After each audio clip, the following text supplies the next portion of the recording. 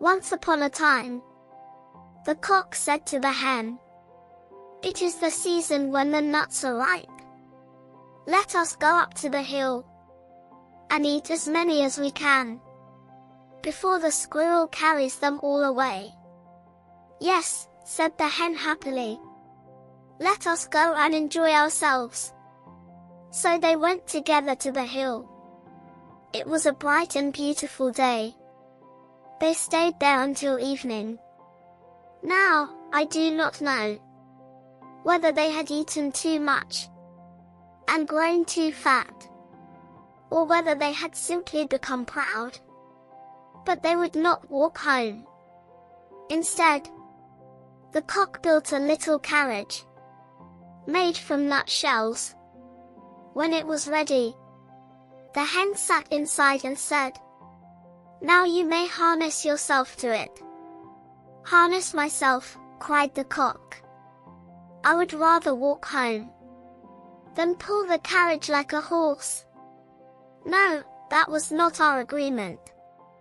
I do not mind being the coachman and sitting proudly on the box, but I will not drag it." While they were arguing, a duck came quacking toward them. "You thieves," she cried. "Who gave you permission to visit my nut hill? You shall pay for this." She rushed at the cock with her beak wide open. But the cock was brave. He attacked her fiercely and struck her with his sharp spurs, until at last the duck cried for mercy. As punishment, she agreed to pull the carriage. The cock sat proudly as coachman. "Go on, duck," he shouted. "Faster, if you can." They galloped away. After a while, they met two travelers on the road, a pin and a needle. "Stop! Stop!" they cried. "It is nearly dark. The road is muddy.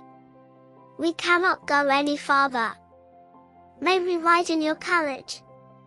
They had stayed too long at the tailor's inn, drinking beer, since they were thin and did not take up much room. The cock allowed them to ride, but only after they promised not to step on his or the hen's feet. Late that evening, they arrived at an inn. The duck was tired and unsteady on her feet. The cock and hen did not wish to travel farther in the dark, so they went inside.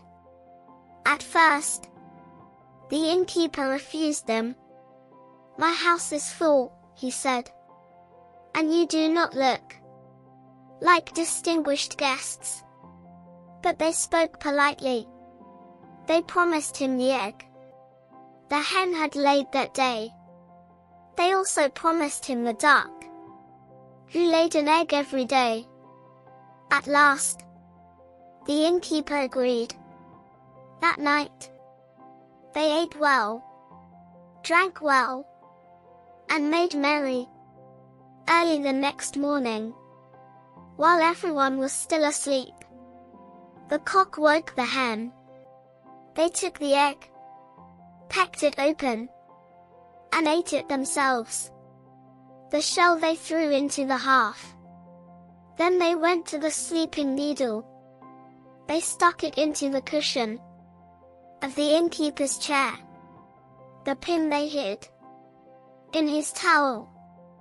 Without another word, they flew away across the heath. The duck, who had slept outside in the yard, heard them leaving. She laughed to herself, found a nearby stream, and swam away, for that was much faster than pulling a carriage. 2 hours later, the innkeeper rose. He washed his face. Then he reached for his towel. Suddenly, the pin scratched across his face, leaving a red line. from one ear to the other. This morning, he grumbled. Everything attacks my head. Angrily, he went to light his pipe. But when he bent over the hearth, the eggshell flew up and struck his eyes. Now furious, he stormed to his grandfather's chair and sat down heavily. But at once, he leapt up again, crying, "Woe is me!" For the needle had pricked him sharply. At that moment, he understood. The strange guests, who had arrived so late, they had tricked him. He searched for them, but they were gone. From that day forward, the innkeeper swore never again to welcome ragamuffins into his house, for they eat much, pay nothing, and leave behind nothing but trouble.